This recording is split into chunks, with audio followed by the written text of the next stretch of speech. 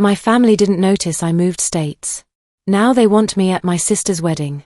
3 minutes and 15 seconds. That's how long it took my mother to demand I drop everything for my sister's wedding. I remember staring at my phone timer when the call ended, shaking my head in disbelief. There I was, sitting in my sun-drenched Denver apartment, making more money than my family had ever imagined, 1,200 miles from the people who had spent 34 years treating me like background noise. The absurd part wasn't just the entitled demand. It was that they'd finally noticed I existed 8 months after I'd vanished from their world. Moving boxes had lined my old Chicago apartment walls that final day. Not sentimental keepsakes or family treasures, just practical containers holding the life I'd built completely alone. My friend Rachel wrestled with a heavy box of textbooks, her face red from exertion. "Eleanor, this thing weighs a ton," she gasped, setting it down with a thud. "Are you sure you need all these marketing books?" "Selling most of them anyway," I replied, the harsh rip of packing tape cutting through the silence. "Thanks for helping with this mess." She collapsed onto my thrift store couch, the only furniture remaining. "I still can't believe you're actually leaving Chicago. Are you absolutely certain you don't want to tell your parents?" That question again. Everyone kept asking, as if informing people who treated you like furniture was some sacred duty. I laughed, not the warm kind born from happiness, but the hollow sound that echoes from spaces where love should live. "Rachel, they don't even know I changed apartments last year. Why would I announce I'm moving to Colorado?" My boyfriend Marcus emerged from the kitchen, drying his hands on a towel. His brown eyes showed concern beneath his casual tone. "Kitchen spotless. So remind me why your family doesn't know about any of this." I sank onto the hardwood floor, the cold seeping through my jeans, anchoring me as memories threatened to surface. "Because they've never cared about my life. And I'm not being dramatic, I'm stating facts." My friends exchanged that look, the one people share when witnessing something uncomfortable but lacking words. They'd heard fragments over the years, but I'd never revealed the complete truth. Something about the apartment's emptiness, the finality of leaving, made me want to speak it all aloud. Look, from day one, everything revolved around my sister Madison. She's 3 years younger, and in my parents' eyes, infinitely more precious. I picked at tape stuck to my fingers, peeling it slowly. Madison was the golden child, beautiful, popular, effortlessly charming. "That's messed up," Marcus said, leaning against the wall. "When I was 10, I won the regional spelling bee. Not just our school, the entire district. I studied for months, memorizing word origins and patterns. The local newspaper even wrote an article about it. I could still see myself standing at our dinner table that evening, trophy in hand, waiting for acknowledgement. You know what my parents said? "That's nice, honey." Then they spent dinner discussing Madison's cheerleading tryouts. Not even the actual team, just tryouts where she'd stumbled through half the routine. The apartment felt colder somehow. It got worse as we aged. Throughout high school, I maintained a 4.0 GPA, earned academic scholarships, and made National Honor Society. My parents barely glanced at my achievements. But when Madison made homecoming court, they threw a celebration and invited the entire neighborhood. My dad bought a new gas grill specifically for her party. The words flowed easier now, like releasing pressure from an old wound. The real kicker happened during college. Madison wanted to attend Northwestern, expensive private school, sorority life, the works. My parents were absolutely thrilled to finance everything. Full tuition, luxury apartment, unlimited spending money, spring break trips to Cancun. When I graduated high school with honors and scholarships, they sat me down for a financial reality conversation. They explained they'd already committed their education funds to Madison, so I'd need to handle college myself. Rachel's eyes widened in shock. They literally said that. Word for word. So I earned a full scholarship for marketing and business administration. Lived in dorms, worked 2 campus jobs for everything else, and basically stopped going home. The silence filling the room wasn't uncomfortable. These were people who actually listened when I spoke. They stopped inviting me for holidays. Just generic happy birthday texts once yearly. After graduation, nothing changed. I landed a position at a digital marketing firm, transitioned to remote work, and saved every dollar possible. Meanwhile, my mom constantly posts about Madison on social media. I pulled out my phone, scrolling to her Instagram. Look at this. Photos from Madison's promotion party 2 months ago. Pictures from her engagement celebration last week. They didn't invite you to the engagement party? Marcus asked, his voice dropping with disbelief. Nope. But I'm past being surprised. I realized years ago that I'm not actually part of their family. Madison is their daughter. I'm just someone who happens to share their DNA. Rachel stood and hugged me, her embrace smelling like jasmine perfume and feeling like genuine home. I'm sorry, Eleanor. That's really awful. It's okay. I'm over it now, and I meant it. That's why I'm excited about Denver. I received an incredible job offer from a tech startup in Boulder. The salary is nearly triple what I make now, and the work involves cutting-edge digital strategy. It's a complete fresh start. That's amazing, Marcus grinned. You've earned it. Thanks. And the best part? I didn't need anyone's help.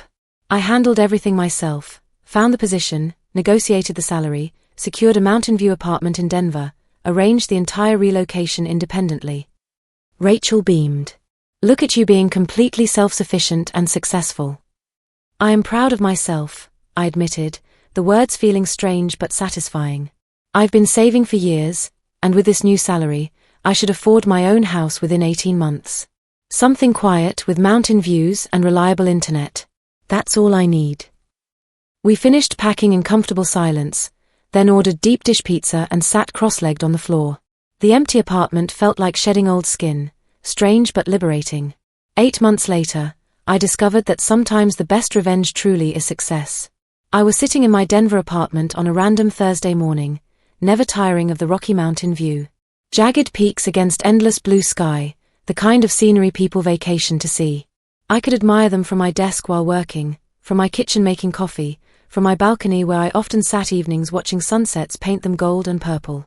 The job exceeded every promise. My boss valued my insights. Colleagues were brilliant and genuinely supportive. The salary let me save at rates that still made me double-check my bank account, convinced there must be errors. During lunch breaks, I browsed real estate listings, actual houses with yards and updated kitchens, places where you could imagine growing old. For the first time, I felt like I belonged somewhere. Then my phone rang. Unknown number. I almost declined, but strange instinct made me answer. Eleanor. My mother's voice, sharp with irritation. Not surprised, just annoyed, as if I'd kept her waiting. I couldn't remember her last call. You need to come home for Madison's wedding next month. Not hello, not how are you, just a demand delivered with absolute confidence that I'd comply. Classic mom. What wedding? I asked, though I already knew I wouldn't be interested. Madison's marrying Trevor next month. It's going to be beautiful. Country club venue, 200 guests, professional photographer. This is important for our family image. I'm sure it was. But the request, no, the command, struck me as so absurd I couldn't contain my response. I'm not coming. A pause. What do you mean you're not coming? Anger built in her voice, that familiar edge that once made me shrink. But I wasn't a child anymore. I mean exactly what I said. I'm not attending your wedding. Why not? And then something broke loose inside me. Not anger, but wild, liberated amusement. I started laughing. Not politely, not nervously, but deep, uncontrollable laughter that doubled me over. What's so funny? Mom demanded. This entire situation is hilarious. You want to know why I'm not coming? I'll give you 3 reasons. First, we don't have a loving family. You have a beloved daughter, that's Madison, and an afterthought, that's me. Second, I refuse to pretend we're some happy family for your social media photos just because it's convenient.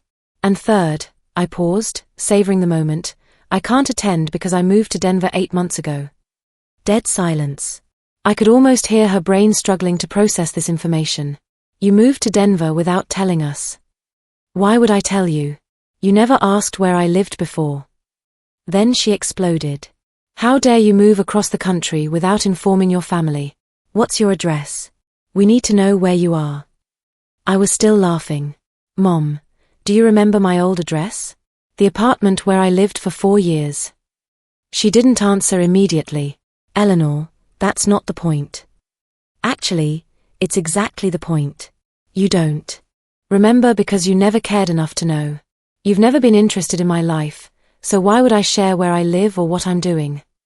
Eleanor, you can't just... I hung up. My phone immediately started ringing. Mom's number. I declined. Then Dad called, then Madison. I let them all go to voicemail. Then texts started flooding in. Mom, Eleanor, family is important. We shouldn't fight like this. Madison, come on, Elle, just show up for one day. You can fly back to Denver right after. Dad, this is ridiculous. Call me back.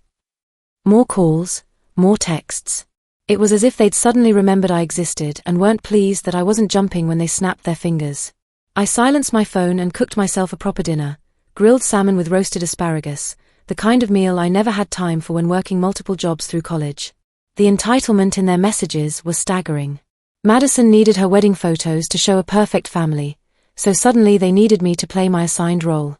Where was this family concern when I was eating ramen noodles because I couldn't afford groceries? The calls and texts continued for 5 days.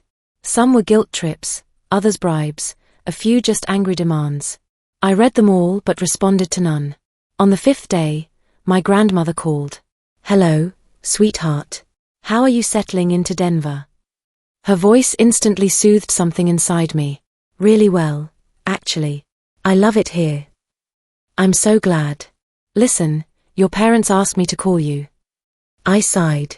Let me guess, they want you convincing me to attend Madison's wedding. They do. But before anything else, I want you knowing I won't pressure you. I understand your family situation and why you don't want to go.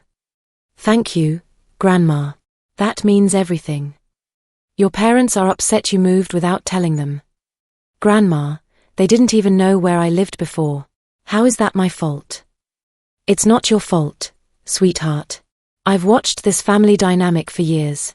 I know how they've treated you. I've tried talking to your father, but he doesn't want to hear it. After we hung up, I felt lighter. At least someone understood. The wedding day came and went. I spent it hiking in Rocky Mountain National Park, breathing clean air, feeling free. The following Monday, Dad called. Eleanor, we told Madison's in-laws you were sick and couldn't make it. Okay, I kept my voice neutral, offering nothing more. Look, this affected Madison badly. She kept looking for you during the ceremony. The photos look incomplete without you there. That's not my problem.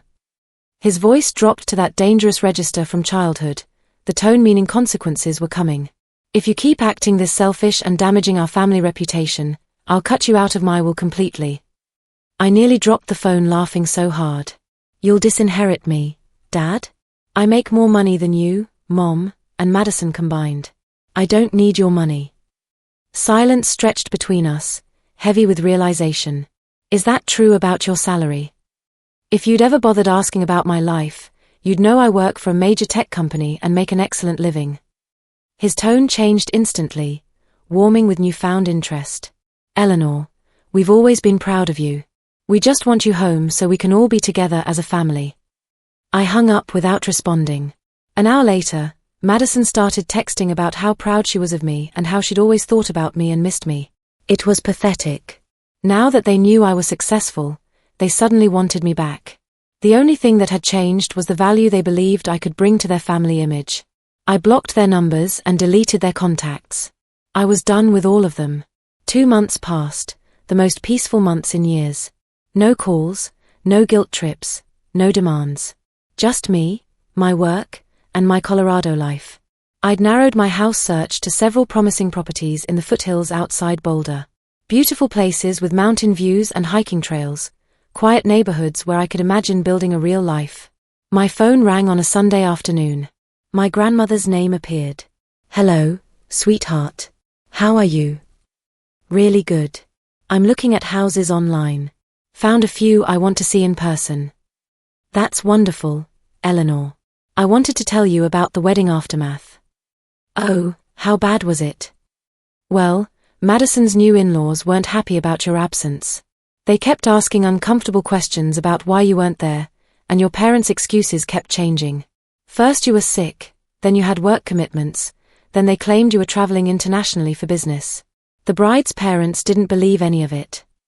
I leaned back on my couch, smiling. That must have been awkward. Very. And Madison looked disappointed the entire reception. She kept checking her phone, probably hoping you'd change your mind and surprise everyone. Well, that's not my problem anymore. No, it's not. But Eleanor, there's something else. A few days after the wedding, Madison's in-laws had a very direct conversation with your parents about family values and how they treat their children. They weren't impressed with what they discovered. I sat up straighter, intrigued. Really? Really? From what I heard, they told your parents they were disappointed in how they'd treated you over the years, and they questioned whether Madison came from the kind of family they wanted their son married into. A surge of vindication washed through me. Wow, that's actually satisfying to hear.